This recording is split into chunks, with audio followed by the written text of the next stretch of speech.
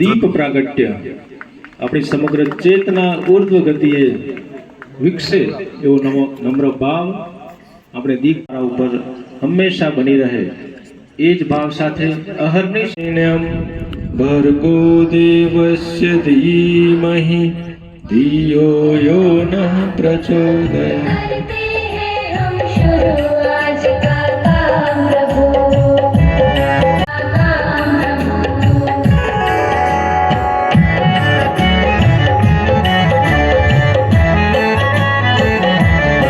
યોગ્ય જગ્યાએ શાળાનું જે મંદિર હોય ત્યાં એને લઈ લેશો। મહેમાનોનું અમારે સ્વાગત કરવું છે એટલે અહીંયા શાળા પરિવાર વિચાર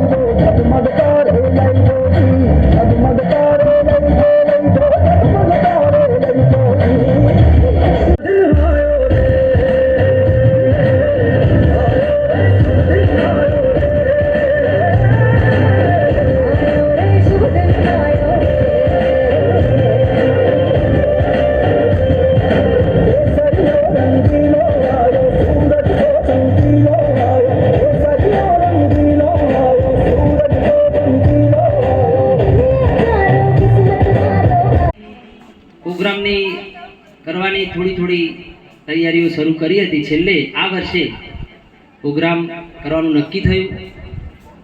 મિત્રો અવસર છે આજે એટલે ખખડતા રહેજો બરોબર। હા વાહ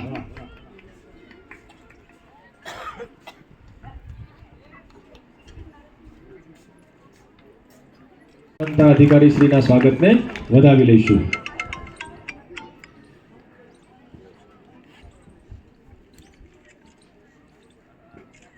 ગણગણાટથી આપણે વધાવી લઈશું। ખૂબ સરસ।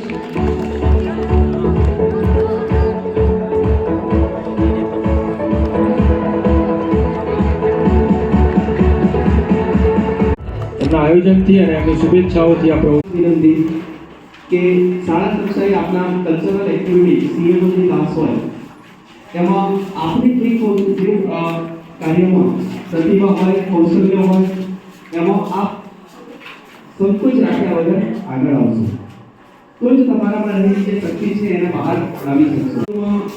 અલગ આગવી કલા છે એ શિક્ષક મિત્રો કે આચાર્ય મિત્રોને પણ ખબર હોતી નથી પણ જ્યારે ભાગ લીધેલ તમામ વિદ્યાર્થીઓ ખૂબ સારી રીતે આગળ વધે અને નિર્ણાયકશ્રીઓને વિનંતી કે જિલ્લા કક્ષાએ અને રાજ્ય કક્ષાએ શ્રેષ્ઠ કૃતિઓ છે એ આગળ જાય એ માટે નિર્ણાયકશ્રીઓને પણ વિનંતી। અને નિર્ણાયકશ્રીઓ સૌ છે એ સૌ અનુભવી છે એટલે એમને આપણે અહીંથી મંચ ઉપરથી કહેવાની પણ જરૂર નથી અને દરેક કાર્યક્રમોમાં આપ આવો છો।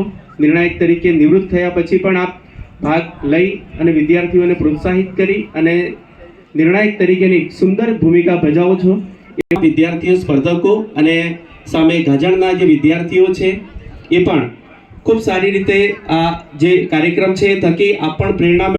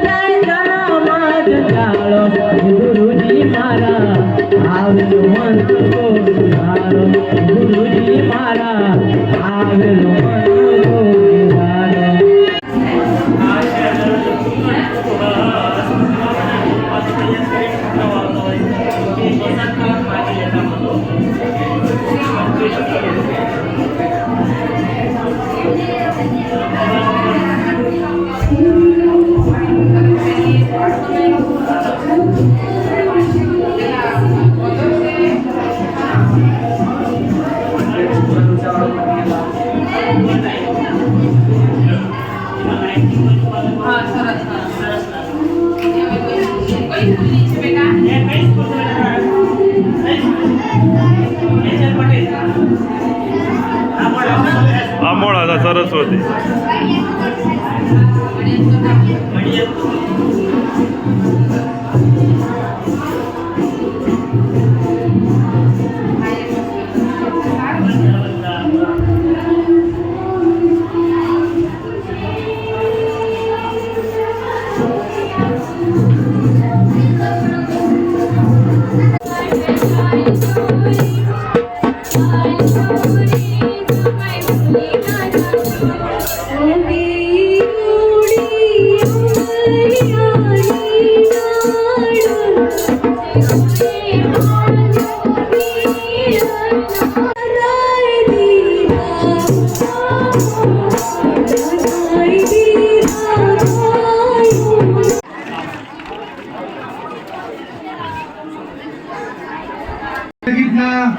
अन्य स्पर्धक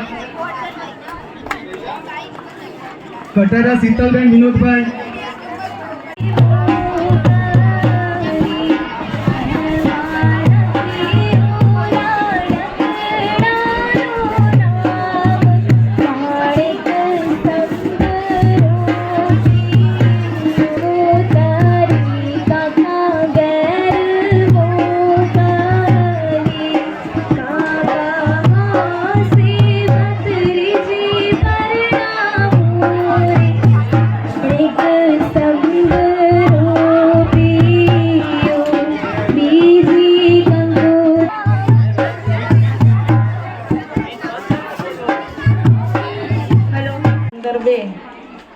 આ શાળાના ટ્રસ્ટીશ્રી તેમજ મરાસા તાલુકાના આચાર્યશ્રીઓ, ગાજણ ગામના જે પ્રાથમિક શાળામાંથી અત્રે ઉપસ્થિત છે એવા શિક્ષક મિત્રો, સ્પર્ધક ભાઈઓ બહેનો અને નાના ભૂલકાઓ.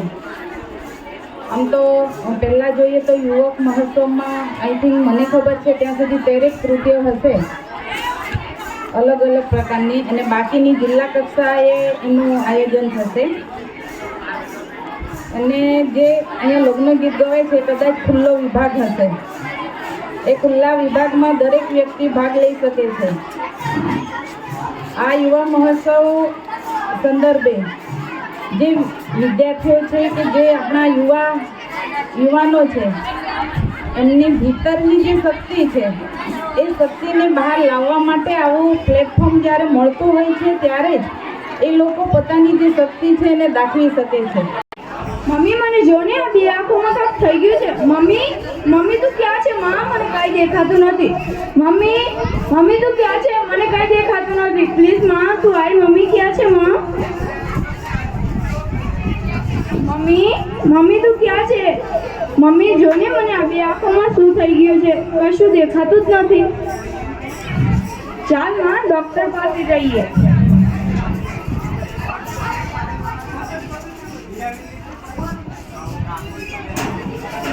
ડોક્ટર સાહેબ મને જરા જુઓ ને આ બે આંખોમાં શું થઈ ગયું છે? અચાનક જ આંખોમાં કાંઈક થવા માંડ્યું છે. શું મારી આંખોની મણી ખરાબ છે? શું એના માટે 1 લાખ રૂપિયા જોશે? મમ્મી આપણે એટલા બધા ક્યાંથી લાવશું? આપણે ગરીબ ઘર અને આપણી એટલી બધી ઓકાત તો નથી કે આપણે લાવી શકીએ. મમ્મી મને માફ કરી દે કે ત્યારે મેં તારી વાત ન માની. મમ્મી હું કોકના જોડે માંગવા જાઉં જો મને ક્યાંક આપે તો. પ્લીઝ સાંભળો ને, મને જરા પૈસા આપો ને. મારી બેનની આંખો જતી રહી છે, મારે એનું ઓપરેશન કરાવવું છે. પ્લીઝ કોઈ તો સાંભળો. ભાઈ સાહેબ તમે તો સાંભળો. બેન સાંભળો ને, જરા મને આપો ને. મને બંને આંખો જતી રહે. મારી મમ્મી પપ્પાને એટલો ખર્ચ નથી કે મારી બંને આંખો ઠીક કરાવી શકે. પ્લીઝ તમે તો જો કોઈ છે મારી હેલ્પ કરવા વાળું. મમ્મી મેં બધે પૈસા માંગ્યા, મને કોઈ ન આપી. બધા એમ કહે છે કે આટલી મોટી થાય તો ભીખ માંગે છે, તને શરમ નથી આવતી? મમ્મી હવે શું મારી આંખો ઠીક નહીં થઈ શકે? મમ્મી મને માફ કરી દે કે ત્યારે મેં તારી વાત ન માની અને હું મોબાઈલમાં જ લાગી રહી. એ મોબાઈલની ભૂલ અત્યારે મને બહુ જ આડી આવી છે. માં મને માફ કરી દે. ત્યારે મેં તારી વાત સાંભળી હોત તો અત્યારે હું હસતી ખેલતી હોત, તારા સામે હોત. માં મને માફ કરી દેજે.